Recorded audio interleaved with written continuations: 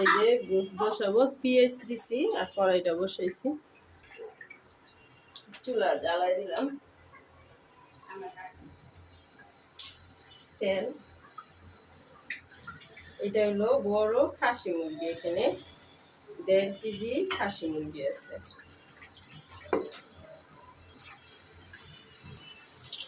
দারচিনি, এলাচ আর লং। এই দারচিনিটা, এলাচটা এরকম হাত দিয়ে একটু ফাটাইয়া দিবেন, তাহলে ঘেরানটা ভালো আসে। এরকম হাত দিয়ে একটু ফাটাইয়া দিলে ঘেরানটা ভালো আসে।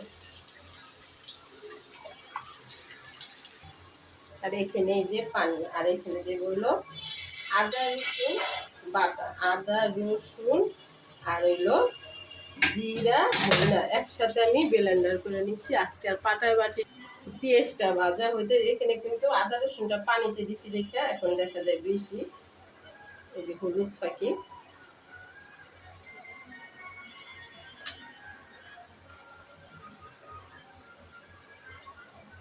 মরিচ পাখি, এটি আমি সব একসাথে মিলাই নেব, তাহলে একটু বাটা মশলার মতনই কাজ করবে। এই যে মশলাগুলো আমি সব একসাথে মিশাই নিছি। এরকম মিশাই নিলে কি মানে বাটা মশলা না থাকলেও এরকম খাঁটি মশলাটা মিশাইলো মনে কর বাটা মশলার মতনই যে রান্না আসে, রান্নার স্বাদটা আসে।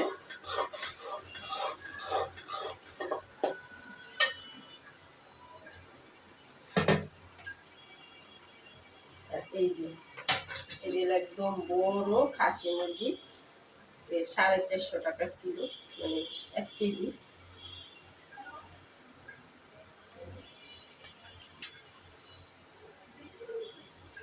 এই চামড়াটা একদম বটের মতন খাইতে লাগে এই মুরগিটা, এই কারণে আমরা এই মুরগিটা খাওয়া।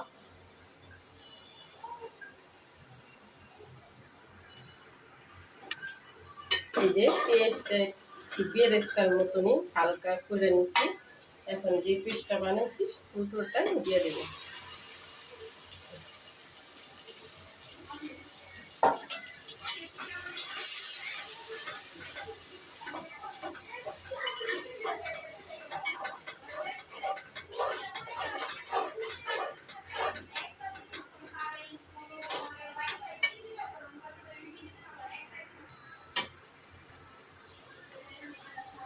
যে বাটিটা দিয়ে একটু পানি দিয়ে দিলাম মশলাটা কষানোর জন্য।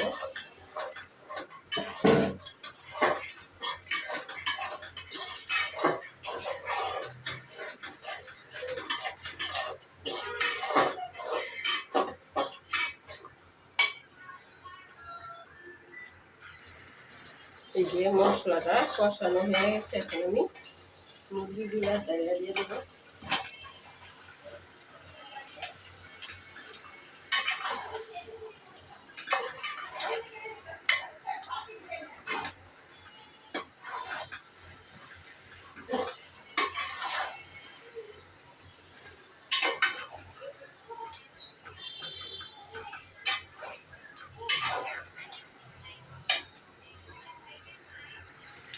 এই যে এই চুলায় বসাইছি গরম পানি, এটা হলো চাইলের ফাঁকি কাই করবো। ঢাকনা দিয়া ঢাইকা দিলাম।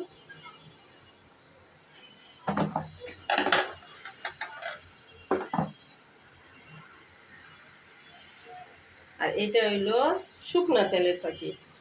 যদি শুকনা চালের ফাঁকি কাই করেন তাহলে একটু পানির পরিমাণটা একটু বেশি লাগবে, আর যদি ভিজা চালের ফাঁকি কাই করেন তাহলে একটু পানির পরিমাণ কম লাগবে।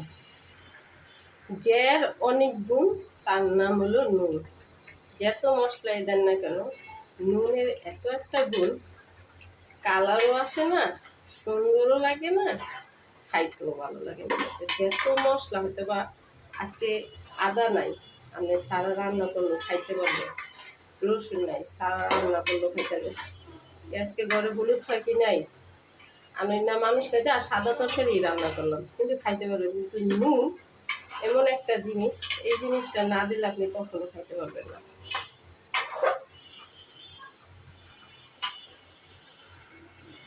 এই যে পানিটা বলকে গেছে, এখন আমি চালের ফাঁকিটা দিয়ে দেব। এখানে কিন্তু 1 কেজি চালের ফাঁকি আছে। এখন চুলাটা কমাই দিলাম, মানে হইতে থাকবে।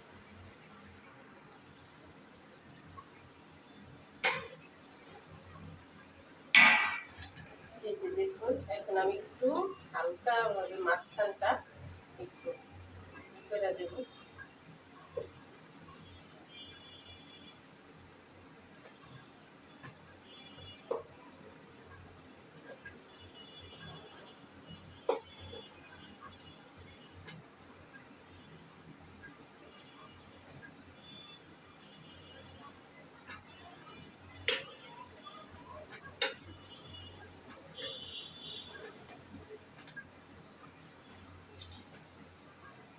আবারও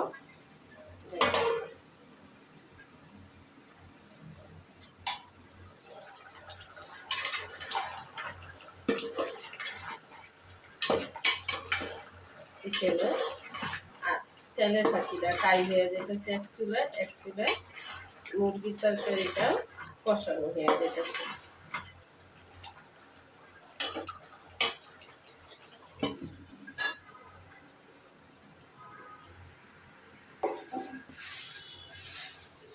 এই যে কষাতে কষাতে কটা আলু দেব, আলু তরকারিটা দিয়ে আনছি।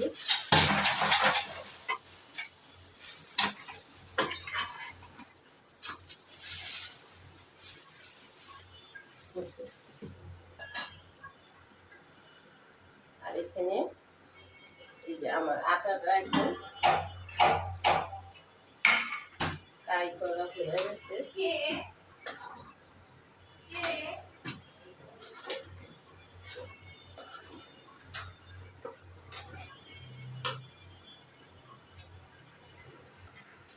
এই যে আটাটা চেক করবেন কেমনে, এই যে এরকম দেখুন, হাত দিলে এখন আঠা আঠা আঠা একটা ভাব হয়ে যায়, বুঝছেন?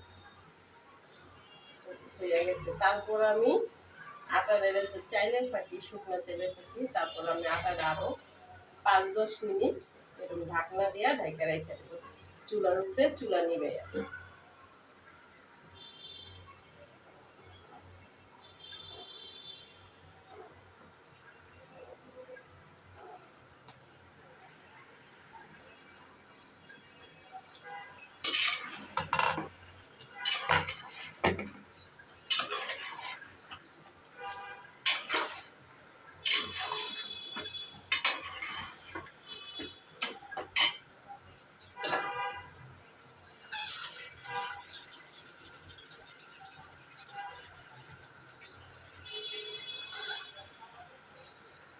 তরকারিটা কষানো হয়ে গেছে, এখন আমি পানি দিয়ে দিলাম।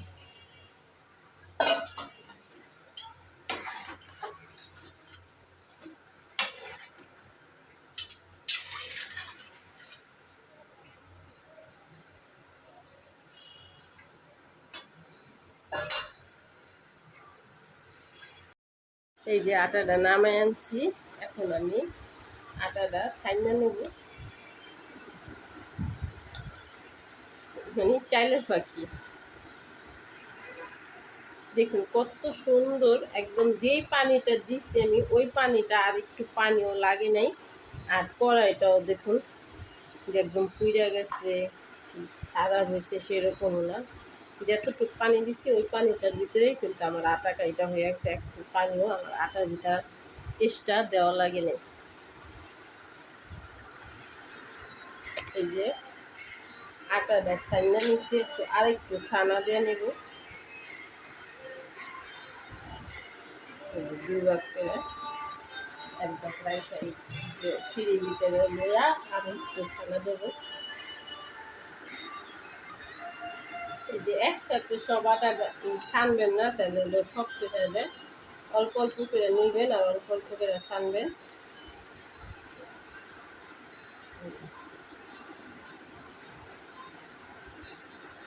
এই কটা বানাইয়া তারপর আবার হলো ঢাকনা দিয়ে মানে রাইখা দিবেন।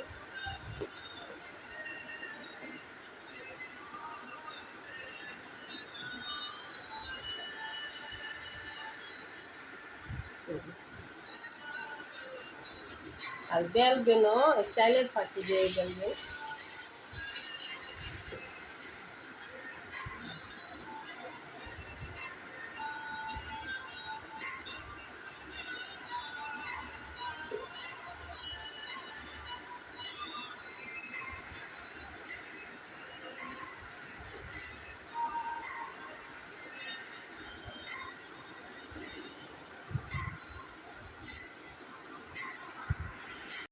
এই যে রুটিগুলা বানানো হয়েছে, দেখুন সবগুলা রুটি গোল গোল হয়েছে।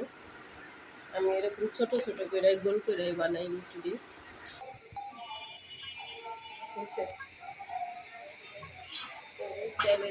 চালের রুটিটা কিন্তু একদম সাদা করে ভাজা লাগে। চালের রুটি পোড়া পোড়া হইলে কিন্তু ভালো হয় না।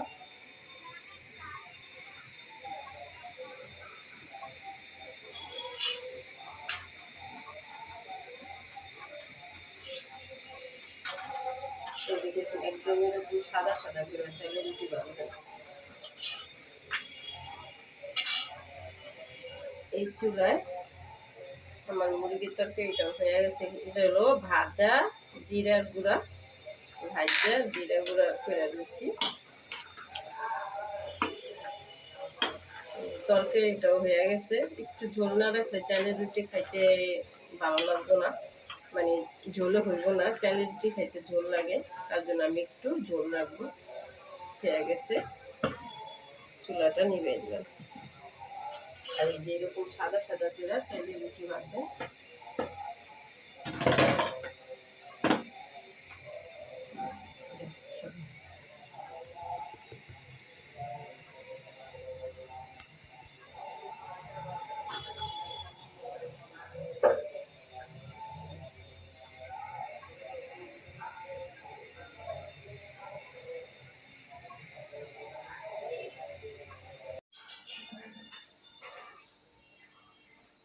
এই যে চাইলের রুটিটি দেখো কত সুন্দর দেখা যায়, মাশাআল্লাহ দিলে।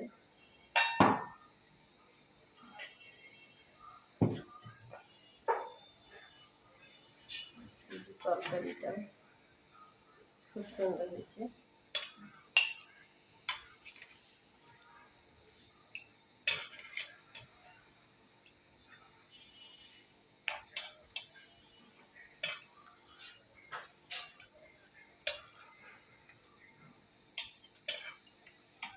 চাইলের রুটি খাইতে একটু ঝোল লাগে।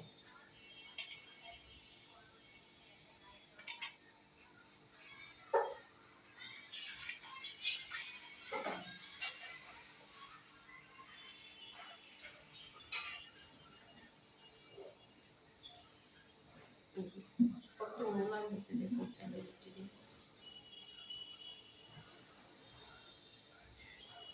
বিসমিল্লাহির রহমানির রহিম।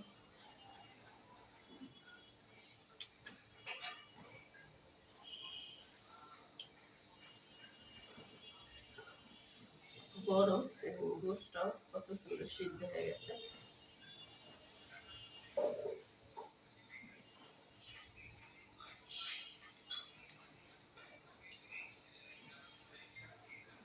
যদি ভিডিওটা ভালো লাগে লাইক শেয়ার সাবস্ক্রাইব করবেন। আল্লাহ হাফেজ।